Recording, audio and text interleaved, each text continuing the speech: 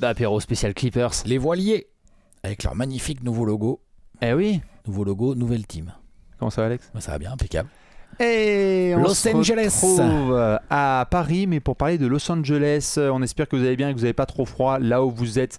Semaine de NBA Paris Games, mais il n'y a pas que les Spurs et les Pacers dans la vie. Eh oui. Exactement. Il y a des Clippers, il y a plein de franchises dont on a envie de parler. On discutait avec Alex, on se disait de qui on a envie de parler. Il y a du monde. Alors, oh là là, il y a du beau monde. On arrive proche de la trade deadline, il y a des équipes. Coucou les Nuggets. Ouais, les Pélicans aussi, on se disait, tiens, dis donc, c'est quand même un tanking en bonne et due forme. Sauf quand McCollum décide de mettre 25 points ou 24 points dans le dernier quart. Et... Non, c'est combien? Je sais plus combien il a mis. Enfin, Mac Jordan. C'est un comeback de combien? Moins 23, moins 25 ils étaient? Ils sont revenus étaient loin. Très loin. Ils sont revenus très loin, nos amis les Pels. On en reparlera dans d'autres situations. On a aussi les Bourbiers au fin fond du classement dont on pourra reparler. Nous sommes en lendemain de MLKD où il y a eu plein de choses, notamment l'extraordinaire match de Daniel Gafford. Pour ceux et ceux qui ont vécu ça, il y avait plein de choses. Monsieur Daniel Gafford. Tout à fait, le match très serré entre les Celtics et les Warriors pour le plus grand plaisir de Steve Kerr. Ou l'autre match très serré entre les Cavs et les Suns aussi. Ah ouais. Très serré. Toi, t'as bien kiffé. Bah là, nickel. Ah bah là, ils font plaisir, hein, comme on dit dans le jargon. Là, c'était super. Hein. Là, on a hâte. On est très content de ce qui se passe à Phoenix avec Alex et on aura aussi l'occasion de reparler de nos amis les Cavs qui, bon an mal an, hein, continuent à être pris un petit peu de haut. Ouais, on verra en playoff. Bon, ils ça sont passe sur pas un tour de playoff, tout ça. Enfin non, pas un tour. J'ai pas vu de gens dire ça, mais ça attendra pas la finale de con. Je vois encore beaucoup trop de gens à mon goût. Effectivement, t'as raison d'en parler, qui ne considèrent pas les Cavs comme un contender. What? Là, ils sont dangereux, là. Faut lever les yeux et faut voir qu'ils sont très dangereux. Et je dis pas ça parce qu'ils ont fumé les Suns, tout le monde fume les Suns.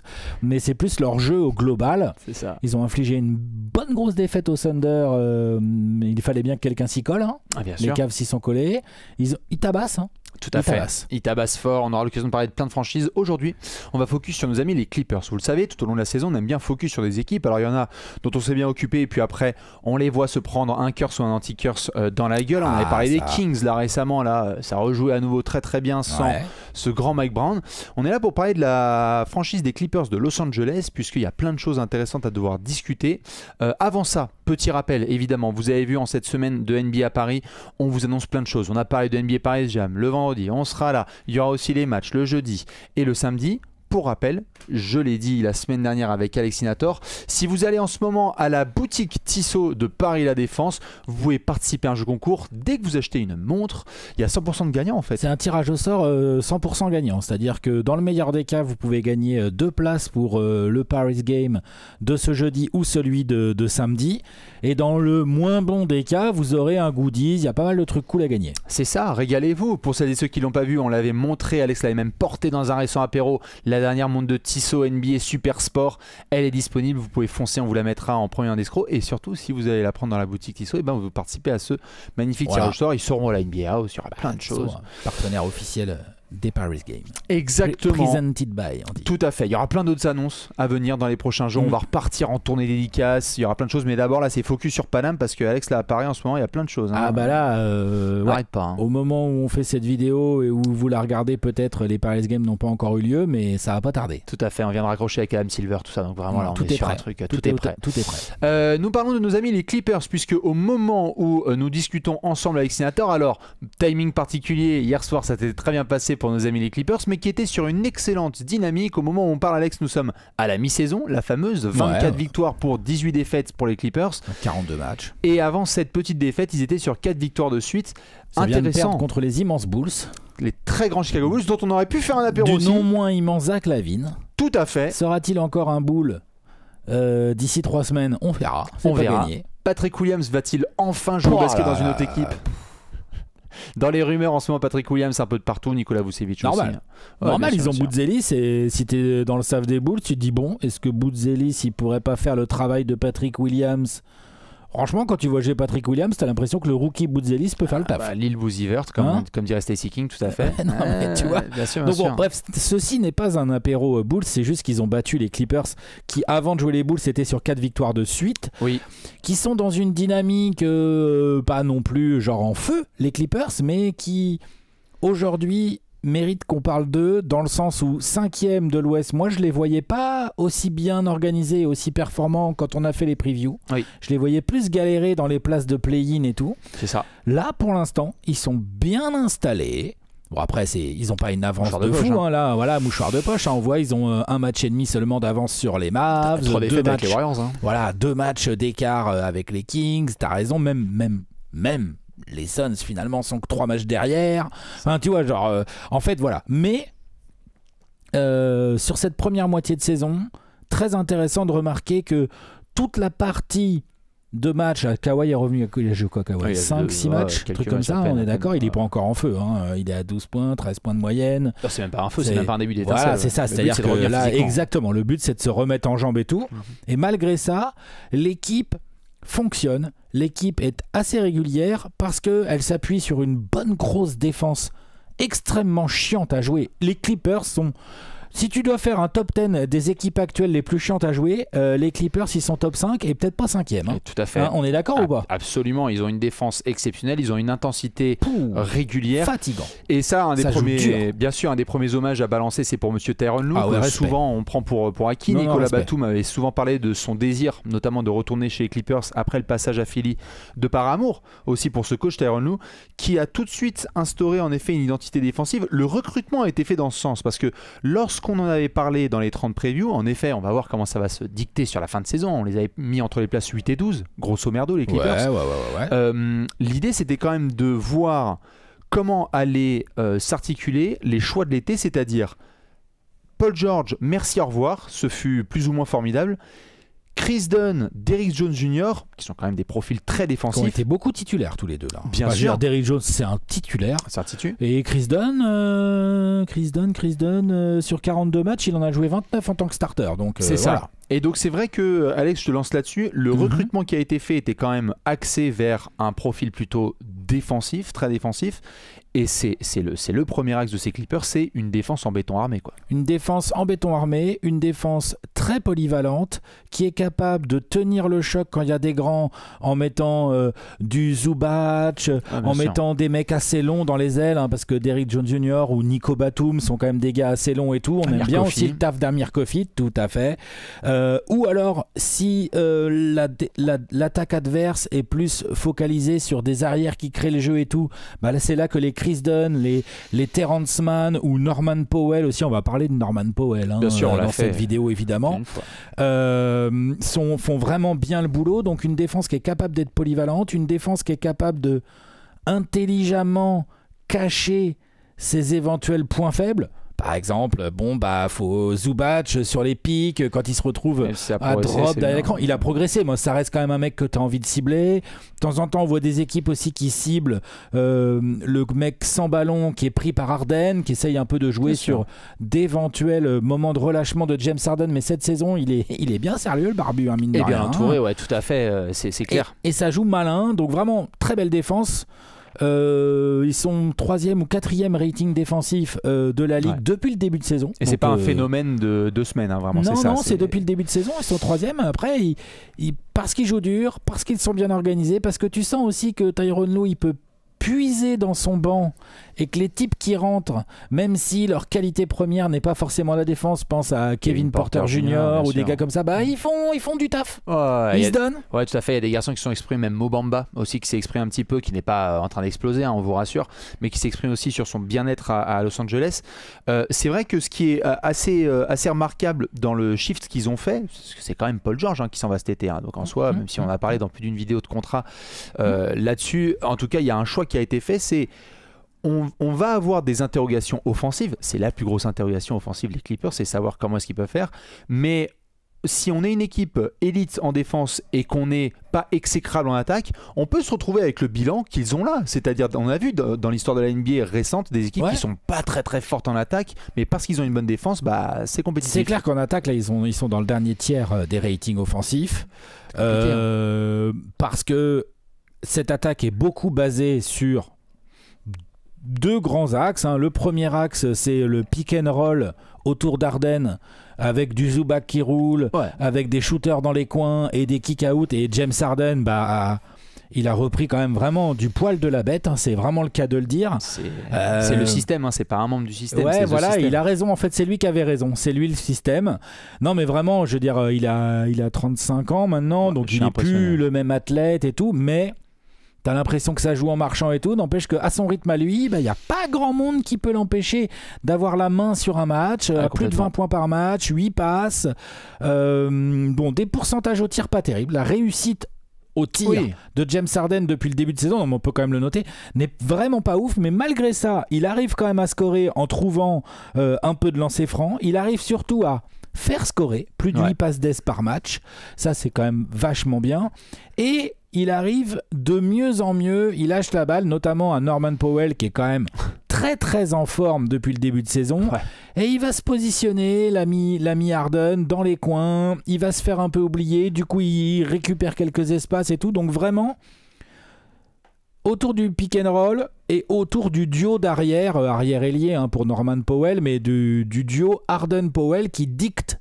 le rythme de ces Clippers en attaque. Alors c'est pas suffisant pour avoir une top 10 attaque, non mais on va pas se mentir, mais c'est suffisant pour exactement, c'est suffisant pour être top 5 de l'Ouest. C'est ça, et c'est vrai que Harden, moi ce qui m'a impressionné dans la façon dont cette saison s'est déroulée, c'est que on sait le garçon auquel on a affaire, on sait que Harden, le stéréotype dont on a souvent rigolé, c'est tu mets Harden balle en main, tu mets un grand qui sait à peu près poser un écran et des types que tu croises en bas de la rue, en bas à droite, et tu as une attaque qui peut être compétitive parce que c'est un joueur historique offensivement. Moi, ce qui m'impressionne, c'est qu'à 35 ans, il a retrouvé, et j'ai été vérifié, il a le usage rate de ses premières années à Houston. Ça veut dire que le niveau de responsabilité offensive qu'il a à 35 piges, en effet, les pourcentages sont pas là, mais le niveau d'attention est tel, parce que si tu es dans le scouting report en face, oui, en effet, Norman Powell et Zubac, tu vas voir, mais c'est avant tout, attention les gars, Harden balle en main, il va falloir qu'on défende bien, il est à 30% de usage rate, c'est ses plus grosses responsabilités offensives depuis la fin des années Houston. Et exactement, et il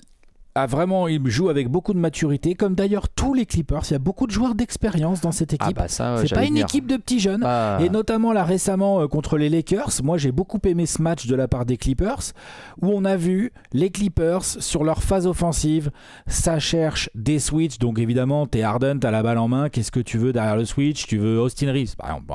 T'as envie quoi. T'as très envie d'avoir Austin Reeves. Tout à fait. Tu vois, t'as envie, si c'est Anthony Davis et que ça switch, je dis pas qu'Harden peut pas sur un premier pas mettre un peu Anthony Davis en galère, mais c'est pas une mismatch de chez mismatch. Par contre, ce qui est intéressant, c'est que les Lakers sont pas non plus débiles, donc ils essayent d'éviter d'exposer Austin Reeves. Donc Austin Reeves, on l'a vu souvent côté opposé, et là beaucoup de renversements de balles et tu te retrouves avec un Kawhi qui peut jouer Austin Reeves. Alors c'est pas encore Kawhi, il est pas encore bien revenu, mais c'est bien, tu vois, c'est bien. Norman Powell aussi, et ça pose un dribble, ça va attaquer le joueur un peu moins fort défensivement de l'équipe adversaire. C'est intelligent. Les Clippers, c'est le mot qu'il faut retenir, c'est que ça joue intelligent. Ça joue assez intelligemment en effet. Je suis content que tu parles de cette expérience parce que quand on fait le classement des équipes avec les âges les plus avancés, les Clippers sont dans les 7-8 équipes avec les joueurs les plus expérimentés. C'est qui les jeunes là-dedans? Et en fait, c'est Kevin Porter Jr. mais qui a 27 Terrence Mann, il a quel âge maintenant? Non, il a 28 ans, Terrence Mann. En fait, il n'y a pas de jeunes. En fait, si tu regardes, moi ce qui est intéressant quand on regarde notamment les Clippers cette saison, c'est que le 8-9 des joueurs qui sont les plus utilisés, ce sont que des joueurs de minimum 27 à 30 piges. C'est-à-dire que tu as à la limite Amir Kofi et Derrick Jones qui ont 27. C'est ça, peut-être Amir Kofi à 27 piges. Et en fait, c'est les seuls genoux, c'est des mecs de 27 piges. Sinon, c'est que des gars de 30, 32, 33, 36 avec Batum, 35 avec Harden. Et donc ça, c'est vrai que ça fait la différence face à des équipes un petit peu jeunes qui se font abattre. Tout ça alors qu'il y en a un quand même qui était très attendu et qui par contre fait pas une saison exceptionnelle, c'est Terrence Mann. Moi j'attendais énormément par exemple de Terrence Mann, il y a eu des difficultés sur le début de saison et il reste vachement apprécié par la Clippers Nation. Non, mais il a du mal. Mais c'est une saison, je veux dire, ils font ça alors qu'un de leurs joueurs préférés ne fait pas la saison espérée et escomptée, puisque à côté c'est Norman Powell qui explose quoi. Norman Powell qui explose. Qui est à 24 points par match avec des super pourcentages au tir, avec une qualité de choix que je trouve vraiment, il y a assez peu de déchets en fait dans le jeu de Norman Powell. Il y a des tirs ratés évidemment, mais le pourcentage est quand même très bon. Beaucoup. Il a combien à 3 points? À 3 points, 44%. Boum. Et ça a baissé. Hein. Il en prend 8. Hein. Il en prend 8. Hein. C'est ça, c'est pas genre. C'est pas discret quoi. Il en prend 8, il en met presque la moitié. Simon avait parlé du terme, et d'ailleurs c'était ressorti après, je crois, sous une fringue portée par Norman Powell, d'addition par soustraction. Le fait d'enlever Paul George, libérer aussi de la place pour Norman Powell, qui lui s'inscrit vraiment dans une saison de MIP. Hein, on a parlé en fin décembre, hein, je crois qu'il fait partie du podium et il sera peut-être MIP. Je sais pas qui sont les garçons qui vont vraiment pouvoir continuer à tenir le regard avec lui. le rythme de Norman Powell, ça va être compliqué. Norman Powell, c'est compliqué. Ouais. Moi, l'axe sur lequel je voulais t'emmener, évidemment, parce qu'on a plein de choses à devoir discuter sur les Clippers, c'est que j'ai l'impression, et je veux bien l'avis des fans des Clippers, que sur les 6-7 dernières années, cette équipe-là, elle s'inscrit proche de l'équipe Shai Gilgeous-Alexander, Danilo Gallinari et compagnie, d'une équipe qui n'est pas très attendue, qui n'a pas forcément sur le papier une identité, mais qui rentre droit dans le cœur des fans. C'est-à-dire... Qui a une identité, Qui a une identité, exactement. Parce qu'en comparaison avec les années où, tu sais, on avait Kawhi, Paul George, on les mettait années un peu podium de super l'Ouest. team, quoi. C'est ça, on les mettait quand même à chaque fois en preview au podium de l'Ouest. Ça leur va mieux d'être underdog. Bah, j'ai l'impression que les Clippers, bon an mal an, je sais pas ce que t'en penses, il y a ce côté, en fait, sur les dernières années, cette équipe-là, ça devient une des équipes préférées de la fanbase parce que les attentes sont moindres aussi. Et parce que aussi, pour ceux qui regardent les matchs, c'est que c'est cool à regarder les Clippers. Ouais. Ça se bat. En attaque, même si le rating n'est pas ouf, et ben en fait ça essaye de bien jouer, le ballon circule pas trop mal, de temps en temps t'as un peu d'ISO Harden ou ISO Norman Powell, ce qui est logique vu comment le type est en feu, mais t'as beaucoup de pick and roll, c'est pas pour rien que Zubac tourne à plus de 15 points par match là, c'est ça non Zubac non Après avoir démarré 15 points par match, 20, genre l'autre il est en 15-13 hein, sur le début de saison, tiens encore un qui va, quand il va signer son nouveau contrat, il pourra donner sa commission à James Harden. Ah bah James Harden, là, tout à fait. Attention. Hein. Fournisseur de contrats. Ah ouais, comme Chris Paul, comme Steve Nash des grandes années ou Jason Kidd ou ces mecs-là, bien sûr. Gros fournisseur de contrats. Harden, il doit avoir beaucoup plus de cash normalement que ça, mais bon, je pense qu'il n'a pas de souci au niveau financier. Non, il est tranquille au niveau finance, le barbu, je pense. C'est ça. Les Clippers, en termes d'autres axes dont je voulais parler avec toi, c'est que là, on va se rapprocher de la trade deadline. On est sur une équipe expérimentée. On est sur une équipe qui, pour le moment, performe mieux que les attentes, les nôtres, globales. Je pense qu'il n'y avait pas beaucoup de fans, en tout cas, qui, vous me le dites, qui avaient annoncé les Clippers top 5. Comment tu te positionnes? Est-ce que tu es sur une équipe qui est en phase de transition, accepte ce virage, ne touche pas à grand-chose et donc décide d'aller jusqu'au bout de cette saison où il y aura des grosses questions que moi je vais poser et que je vais pouvoir te poser par la suite, ou est-ce qu'il y a quand même la volonté d'être actif comme ils ont pu l'être par le passé? On avait vu des trades avec Plumlee, Bones Island et compagnie. Comment est-ce que tu les vois sur les prochaines semaines, les Clippers? Il y a deux angles. Le premier angle, c'est que je suis en train de vérifier là, mais tu as quand même, c'est bien ce qui me semblait, tu as plusieurs contrats tout à fait tradables. T'as le finissant de PJ Tucker toujours dans les pattes. Bon, pourquoi pas? Peut-être que tu vas trouver une équipe que ça peut motiver. Que tu peux entuber. Tu as... On va voir ce qui se passe, mais tu vois, Terrence Mann, dans l'absolu, c'est un contrat tout à fait honorable à trader, 15-16 millions la saison. Ça peut peut-être intéresser des gens. Chris Dunn fait un bon début de saison. Est-ce que c'est pas là que tu te dis, bah dis donc, tiens, intéressant? Et après, tu as plein de contrats sur un an, là. Les Bones Island, les Kevin Porter Jr. dans 2 ans. Voilà. Donc, tu as pas mal de petits contrats qui peuvent te servir de monnaie d'échange si tant est que tu es une cible, si tant est que tu puisses te positionner sur un joueur qui a envie de venir et qui serait une pièce à ajouter. Parce que là, par exemple, tu pourrais te dire, quand tu vois qu'il y a des mecs genre...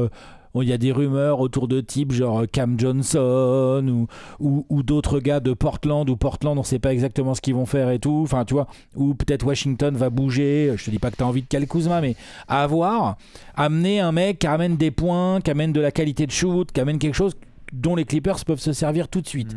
Ça, c'est le premier point. Le premier angle. Le deuxième angle, c'est de se dire, en fait, notre recrutement, on est en train de le remettre en route, il s'appelle Kawhi Leonard.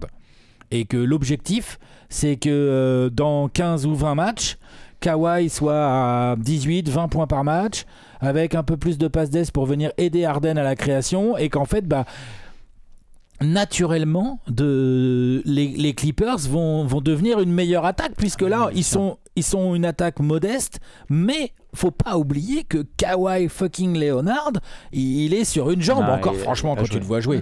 Tu vois, voilà, je voyais ses stats là, il est à 13 points par match. Il a joué que 5 matchs, il est à 13,6 points. Oui, et d'ailleurs, c'est même pas à la limite, c'est même pas à la limite la production numérique, moi, qui m'intéresse. Ça se voit, de toute façon, il y a même au-delà des chiffres. Exactement. Et puis, il prend à peine 10 tirs par match, à peu près, donc c'est vraiment un échauffement. Ça peut être ça l'option. Ça peut être de se dire, attends, on va rien toucher, ça fonctionne. Ouais. Par contre, on va bien travailler autour de Kawhi pour faire en sorte qu'après la pause All-Star Game, le Kawhi continue à monter en puissance et qu'en fait cette équipe qui est dans le top 6 de l'Ouest, si elle y reste, va arriver en play-off direct. Je peux te dire que si t'es 3e, 4e là, et que tu dois te bouffer les Clippers d'entrée avec un Kawhi qui commence à monter en puissance. À l'inverse de, on s'approche des playoffs et Kawhi commence à se blesser, ce qui généralement est plutôt dans ce cas-là. Hein, là, on peut être dans une courbe différente. Là, c'est peut-être différent. On peut avoir, si ça se trouve, ces Clippers-là, avec un run de playoff de Kawhi, il va pas nous faire 2019, doucement les fans, mais un run honnête.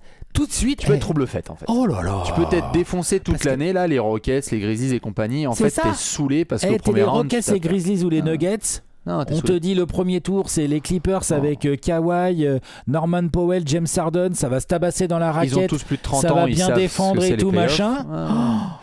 C'est pas bon comme premier tour, c'est pas bon ça. Alors justement, en effet, on va voir ce que ça donnera sur le premier tour. Moi, il y a, comme tu sais, j'aime bien anticiper les histoires salariales. On en avait parlé avec Jimmy Butler récemment et je vous invite à participer un petit peu à ce jeu. Il y avait un point dont je voulais discuter avec toi, c'est que quand on regarde la grille salariale là où tu parles des contrats expirants, moi il y a deux sujets qui m'intéressent plus que d'autres. C'est premièrement, Norman Powell.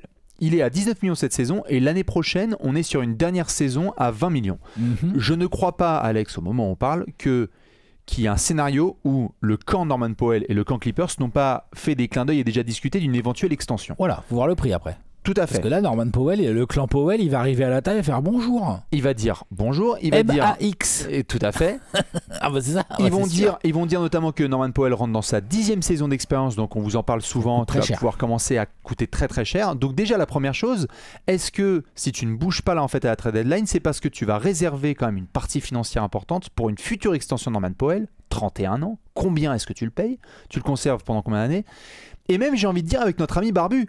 Parce que l'ami James Harden, il est très très bien là. Moi je pense qu'il est rentré au bled. Il est en player option là, c'est ça? Il a une player option la saison prochaine à 36 millions. À aucun moment, moi je pense que c'est quelque chose dont il faut s'inquiéter. Par contre, à aucun moment, je vais te dire tranquille, James Harden c'est prévisible, ça va tout droit, je sais ce qui se passe. non. Après, pour le coup, il y a l'âge de James Harden qui rend les choses plus compliquées pour se projeter. Oui. Donc je pense que les discussions vont avoir lieu. Je pense que la prio des prios, c'est Norman Powell. Aujourd'hui. Et c'est pour ça que je pose la question, parce qu'en fait, tu le dis, PJ Tucker, imagine, ça bouge. Évidemment, à la fin de saison, Bones Island, il y aura la question Amir Kofi, que moi j'adore, évidemment, chez les Clippers, qu'il faut aussi prolonger, je pense aussi. Pas cher, en plus ils vont se mettre d'accord, j'imagine, à pas trop cher. Mais donc il va falloir commencer à se poser ces questions-là, parce que tu veux pas te débarrasser de certains cadres.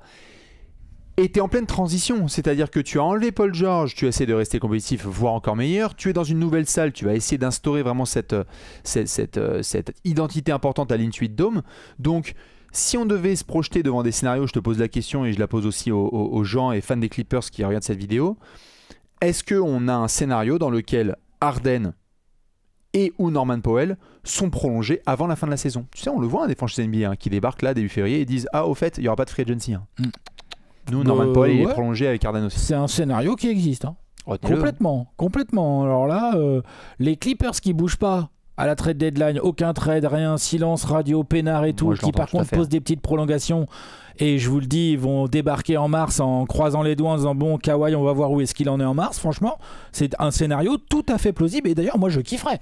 Je valide à fond. Ça pourrait être pas mal, en effet. La continuité, quoi. On voit bien. En plus, la NBA actuelle, là, en ce moment, c'est quoi les équipes qui dominent? C'est les équipes qui ont de la continuité dans leur groupe. Ouais, c'est ça. Éventuellement, les coachs bougent et tout, mais le groupe a de la continuité. Ouais, les Nuggets, le Thunder, les Celtics, les Cavs, toutes ces équipes qui dominent, il y a de la continuité. C'est donc ça. Il n'y a pas à tortiller, Memphis. Enfin bref, il n'y a pas à tortiller, quoi. En fait, toute la question sera de voir à quel point Kawhi est capable un jour de revenir et si oui, combien, parce qu'en fait, il en a encore pour quelques années. Hein. Il y a 50 millions l'année prochaine, il y a 50 millions à nouveau en 26-27. C'est sûr, t'as tout dit. Le plafond de ces Clippers, c'est le plafond auquel Kawhi peut revenir. Voilà. C'est aussi simple que ça. Ça, c'est hyper compliqué.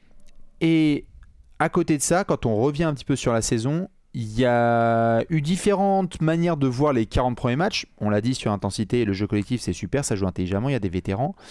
Il y a 2 ans, c'était Light the Beam, les Kings, c'est ça? Les Kings, ouais. Playoff 2023. Certains vont me dire, mais pourquoi tu nous parles de Sacramento? En fait, je me pose aussi la question, et certains se la posent aux US, de voir si les Clippers, sur le début de saison aussi, font leur travail, mais profitent également d'équipes qui ont sous-performé. Et ce que je veux dire par là, c'est que notamment, Mavs, c'est en dessous.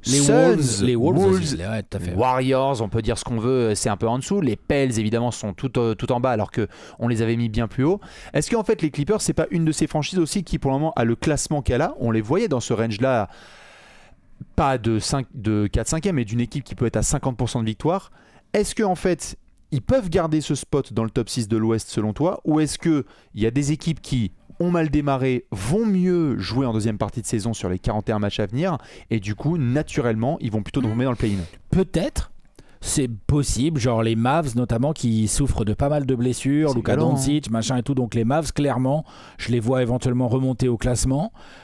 Kings, ils sont sur une excellente dynamique. On verra. Les Wolves et les Suns, je suis pas si sûr. Moi, c'est vraiment des dynamiques pas belles là sur cette première moitié de saison, donc je suis pas si sûr. Je les vois pas forcément, ou les Warriors, tout ça, je les vois pas. Enfin, pour moi, c'est des équipes qui jouent vraiment moins bien au basket que les Clippers. Oui. Et je répète encore une fois, ces Clippers jouent ce basket-là avec un dixième de Kawhi Leonard.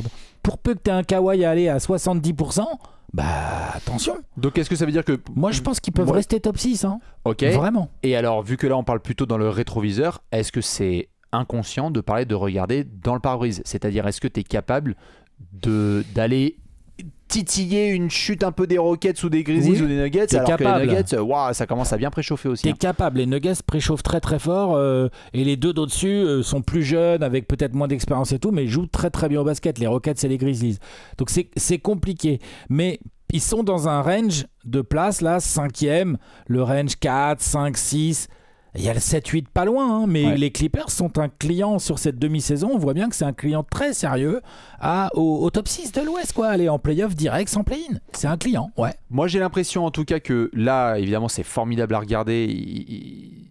Je vois que les fans des Clippers aussi sont plus contents de rester debout le soir. T'es fan des Clippers, t'es content là. Parce que par le passé, ça a été vraiment relou. T'étais inquiet et tu vois ton équipe jouer, tu fais ok, bon bah j'ai des mecs qui se défoncent, ça joue au basket, ça essaie de construire, enfin c'est bien quoi. Je crois qu'ils sont aussi contents, même si c'est par procuration, mais que ça n'explose pas non plus à Philly pour Paul George, tu vois, mine de rien, dans les choix que tu as fait aussi. Je veux dire, le choix que tu fais cet été de laisser partir Paul George, je crois qu'il y avait un début de confiance sur la décision prise. Je crois que là, elle se confirme bien au 20 janvier.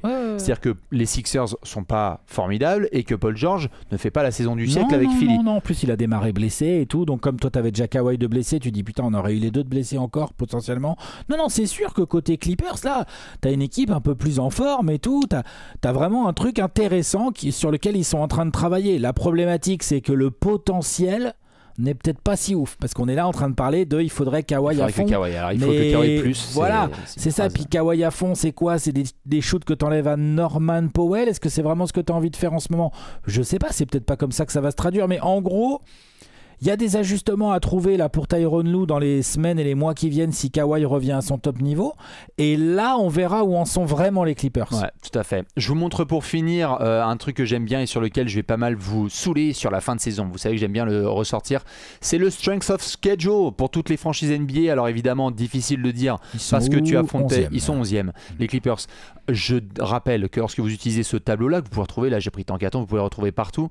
Vous avez la possibilité évidemment de vous projeter sur des franchises, mais parfois c'est pas bon tirage. Par exemple ici, vous avez les Clippers qui doivent jouer encore 2 fois les Pélicans. En ce moment, jouer les Pels, c'est pas le même cadeau qu'en novembre, parce qu'il y a des équipes qui sont dans des bonnes dynamiques. Ceci étant dit, t'es quand même dans le panier où tu vas encore devoir jouer 2 fois les Cavs, ils les ont pas encore joués.